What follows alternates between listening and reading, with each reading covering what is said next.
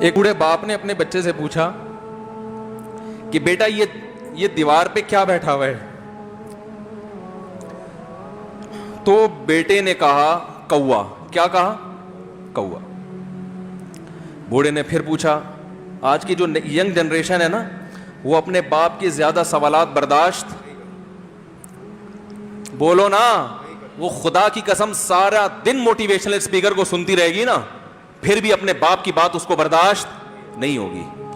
دم ہی نہیں ہے اس میں, معاشرے کی اصلاح ہے ہی نہیں.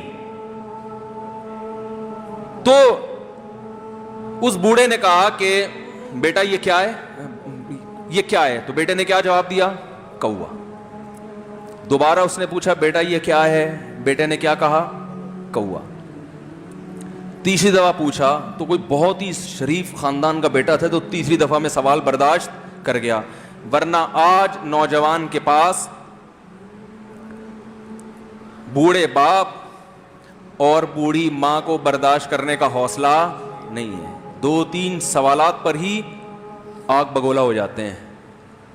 وہ مجھ سے کہتے ہیں میرے ابا ایسے, میرے پاپا ویسے. او بھائی, اگر تیرے ابا اچھے ہوتے تو اچھا تو دوست بھی ہو تو اس کے ساتھ اچھا سلوک کرنا چاہیے نا. ابا اما تو خراب ہو پھر اچھا سلوک کرنے کا حکم, اس لیے کہ ان کے احسانات ان کی برائیوں سے بولو زیادہ ہیں. جو احسان انہوں نے کر دیا وہ ایسا آپ پر احسان کر دیا ہے کہ اب اس کا بدلہ قیامت تک آپ نہیں چکا سکتے. تو وہ باپ نے دوبارہ پوچھا, تیسری دفعہ پوچھا یہ کیا ہے؟ تو بیٹے نے کہا کیا ایک سوال کی پخ لگا کے رکھی ہوئی, کچھ اور کام کر لو ابا, بار بار ایک ہی سوال ریپیٹ کر رہے ہو. تو باپ کو اپنا زمانہ یاد آیا. اس نے کہا بیٹا جب تو چھوٹا تھا نا, تو نے 20 مرتبہ مجھ سے پوچھا تھا کہ ابو یہ 20 مرتبہ پوچھا تھا, اور میں ایک دفعہ بھی میں نے جھنجھلا کے جواب بولو نہیں دیا تھا.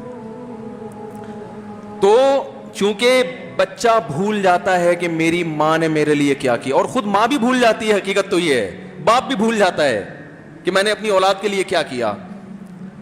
اللہ چونکہ یاد رکھتا ہے اس لیے اس نے قرآن میں بار بار ماں باپ کو بیان کیا ہے, بہت زیادہ بہت زیادہ. وَوَصَّيْنَا الْإِنسَانَ, فرمایا آرڈر نہیں دے رہا, حکم نہیں دے رہا, وصیت کر رہا ہوں. جیسے کوئی مرتے ہوئے دنیا سے جاتا ہے نا, ایسے وصیت کر رہا ہوں, حکم نہیں. وصیت حکم سے بڑھ کر چیز ہے کہ ان کو نہیں بھولنا ہے, تم نے ان کو نہیں بھولنا ہے. تو میرے لیے سب سے مشکل جو ٹاپک ہے نا وہ والدین کے حقوق پہ بات ہے, کیونکہ جذبات بولنے نہیں دیتے, ساتھ دماغ کو اپنا ہٹاتا ہوں میں. جو آج کل والدین کے ساتھ ہو رہا ہے, اپنی بیوی کو دیکھا کرو یار, کیسے پالتی ہے, کیسے پالتی ہے بچوں کو آپ کے, دیکھا کرو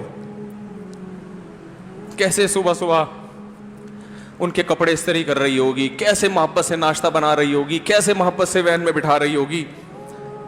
عورت کسی کے لیے بھی منافقت رکھ سکتی ہے, کسی سے بھی دشمنی رکھ سکتی ہے.